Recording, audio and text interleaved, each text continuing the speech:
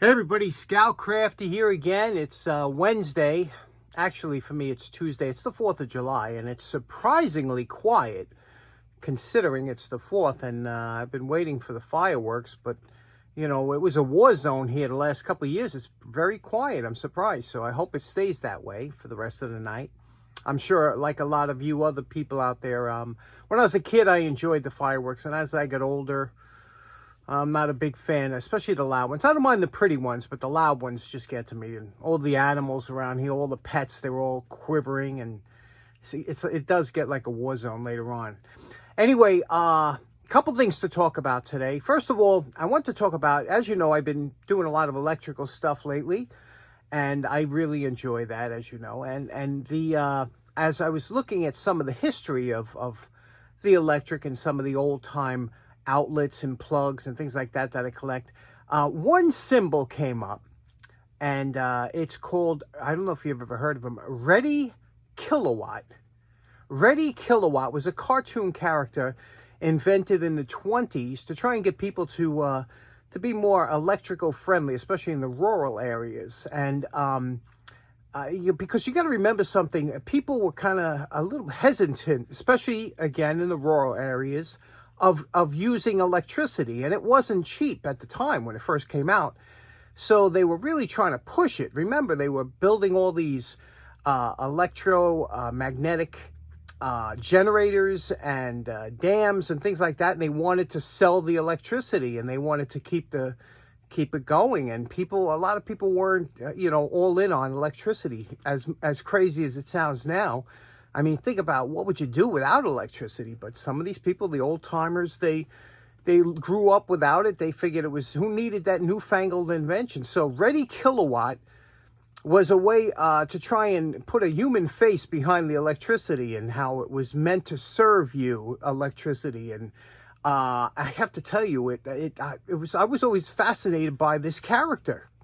Now, the character that we know now was not the early one. The early one was kind of a lanky stick figure kind of character drawn in the 30s. But the one that we know now was done by the Walter Lantz, the Woody Woodpecker guys. So he was revamped in, I guess, in the 40s. And this is the one we know.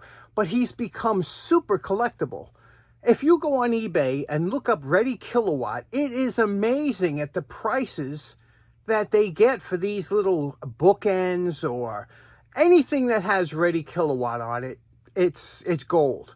I don't know what it is, and I don't know, maybe in the Midwest it's bigger, because in the Northeast we never saw this stuff. But it's really big collectible, and I'm going to make a Reddy Kilowatt. I want to make something maybe like this, I want to make it out of plexiglass. I'm going to carve it out, and cut it out, and I think I could do that, but why spend all that money, $400 or $500 for something you can make, right?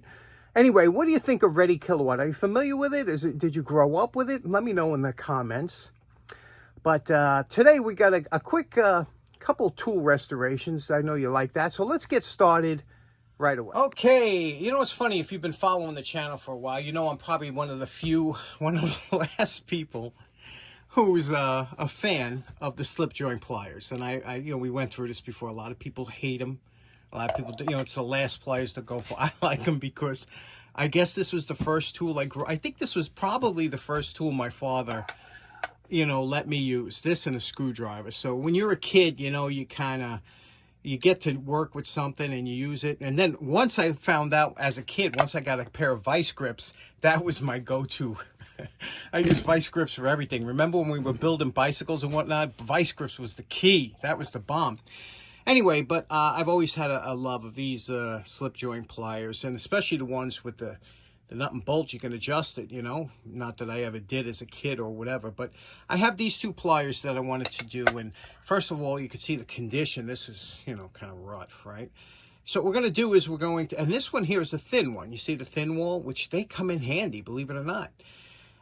The funny thing is now, what is it, Milwaukee or Snap-on came out with a pair of slip joint pliers that has, instead of, you see how this has one, well, they have two positions, and now all of a sudden it's the big thing. Everybody's back to slip joint pliers. And I'm like, where were you the whole time that these were out, you know, because they add an extra hole, or they can pick up a quarter on its, or a nickel on its side. Now all of a sudden you're fans. Please, I've been a fan of these for years. Anyway, I'm going to reform these. I have a pair upstairs. I want a pair down here. I'll show you what we're going to do with that. And we're going to clean these up. So let's get started. Now, the easiest way that I have found to take the nut off of a pair of pliers or anything like this is to put it in the vise. Use the flats of the nut against the jaws of the vise. Make sure you have it in the center of the vise so you're not cocking it. You get a good purchase. Work it back and forth slowly until you get a little bit of movement. Once you have some movement, rotate it around and until you get a couple threads of the nut off of that bolt.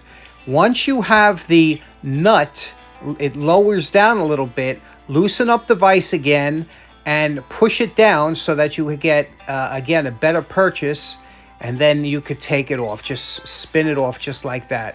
I'm going to take it off to a point where you could see that it's coming, but this is the easiest way I have found to take off the nut. Much better than an adjustable. Okay, the vise. Probably the greatest tool in the shop, the vise. Would you agree? Anyway, now what we're going to do, as you can see here, we don't want to, you got to be very careful. You don't want to make a cup in here when you're taking this down. You want this to be flat because this rides on each other. And also, this one has some plating we might be able to save. Again, you have to be real careful. It's a fine thread. So when you take the nut off, we'll clean these up. We're coming good so far. The wire brush is the only thing that'll get the rust out of these embellishments. Okay, this is our post wire brush evaluation, and you can see here, no surprises. However, a little surprise here, these are Proto.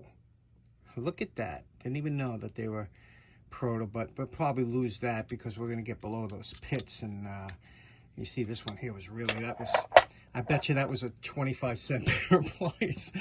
But anyway, you're going to enjoy what we're going to do with this one here. But let's take the flap sander out and clean these up. The embellishments on the handles here are good, and the plating is there, so we won't really have to do anything over there, but the rest of it we do.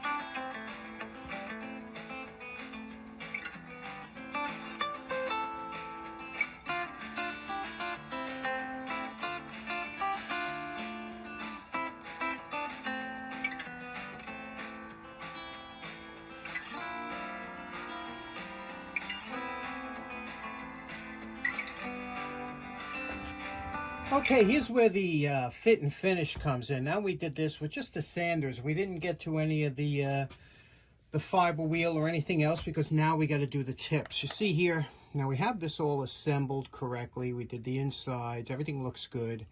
Now you have to go over it and decide. Now, see how much of that we have extended? We're going to peen that over, so that's why that looks like that, but that's okay. But the tips, you see, when you do the tips, when you're grinding, they're never, so now we're going to regrind the tips with it together. See, you squeeze, you put it together, you tighten it up. Now you regrind the tips so they match perfect. On this pair here, the Kraeuter, you can see how nice that came out, right? What we're going to do with this one here is we're going to angle the tip. I did that with a pair once before. That's the one I use upstairs all the time. I wanted one down here, so we're going to cut this at a 45-degree angle, the tip. Wait till you see how nice that works. Changes the whole dynamics of the pliers. Okay, now comes the fun part. What we're going to do is we're going to peen over the bolt head here. And what you have to do now is you have to tighten this up, that nut. Tighten it up so that it won't even open. It's super tight. Now we're going to peen it over. After we peen it over, we'll back off that nut until we get just the proper tension. Let's go do it. Now, you know my favorite part. Remember what these two pair of pliers look like before we started. And we're calling this project done. Now it's finished. You can see what it looks like and see how these came out. They look real nice. First of all, let's take a look at the Proto. Again, we had to lose the name because of the pitting, the extensive pitting that was on here. But you see what we did with the tip here and peened it over, and look how nice that looks. And the embellishments. Remember, this one was trash, remember? It's 25 cents. Look how nice. And now I didn't oil it yet, but look how smooth it is and not excessive slop. But, you know, again, the key is that they have to line up. You see how that tip lines up there? When you close it, that's important. The Kraeuter, okay, this one here is a 16.6, 6 being the inches in length. And you can see how this looks here. And now you see what we did there with that 45 angle grind. I'll show you how that works in a minute. Look how nice that, and when I tell you how it opens and closes, look at that. Look at that, how that closes and opens. You see that? That is precision now, because you grind it. There you go. You grind it once it's together. If you try and grind half and half, it'll never come out. But there we go. So did the insides. The embellishment on this was able to keep the original, I guess that's a nickel coating or something or whatever, but there we go.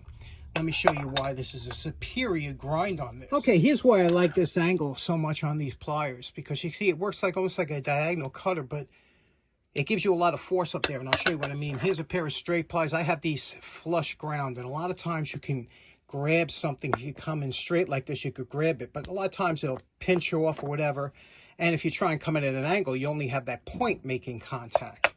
With these pliers, you can come in at an angle like this. Okay, you lay it flat against the board, you get a good grip here, and then you squeeze and just use the heel to pull it out. You see how easy that came out? Using the heel as leverage, this part here.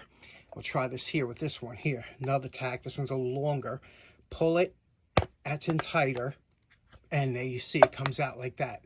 And again, square tacks are hard to, as you know, to come out this way. Usually we have tack pullers, but you can see how that works. Also, you could use it like this as like a needle nose to get into something sharp, you know, and grip it. I love that grind.